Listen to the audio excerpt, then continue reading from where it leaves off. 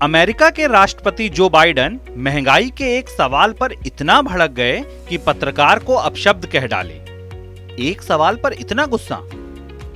महंगाई के आदी हम भारतीयों के लिए ये कुछ अटपटा लग सकता है, लेकिन अमेरिका और यूरोपीय देशों में ये महंगाई है जो न केवल सरकारों के पसीने छुड़ा रही, बल्कि बॉन्ड बाजार भी इसकी आहट से सहमा हुआ है। अमेरिका और यूरोप में महंगाई रिकॉर्ड ऊंचाई पर है और कर्ज महंगा करके इसे थामने का नुस्खा परखा हुआ। यही वजह है कि दुनिया भर के बाजारों में अब ये चर्चा आम है कि सस्ते कर्ज की टोटियां जल्द ही कसी जाने लगेंगी। इसकी शुरुआत हो चुकी है। बीते एक महीने में अमेरिका में 10 साल की बॉन्ड यील्ड 41 बेसिस पॉइंट चढ़ गई, यानी अमेरिकी सरकार को कर्ज पर ज्यादा ब्याज देना पड़ रहा है। दुनिया भर के बॉन्ड और शेयर बाजार एक ही धुन पर नाचते हैं। भारत में भी बॉन्ड यील्ड 6.64% के स्तर पर है। यह जनवरी 2020 के बाद का सर्वोच्च स्तर है।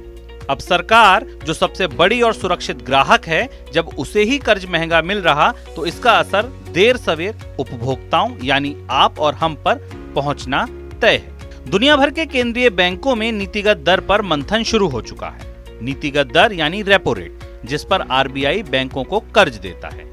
बैंक इसे ग्राहकों तक पहुंचाते हैं, यानी आने वाले दिनों में कार, होम, पर्सनल, एजुकेशन और बिजनेस सारे तरह के कर्ज महंगे होने वाले हैं। शेयर बाजार से विदेशी निवेशकों के निकलने की जो होड़ मची है, उसके तार भी महंगे कर्ज से ही जुड़े हैं। सस्ती पूंजी पर फूले बाजार अब पिचकने लगे हैं। बस दुआ कीजिए कि सस्ते कर्ज के स्ट्राइड पर वापसी कर रही अर्थव्यवस्थाएं कहीं कर्ज महंगा होते ही हांफने ना लगें, क्योंकि निवेश, कारोबार और रोजगार की उम्मीदें यहीं टिकी।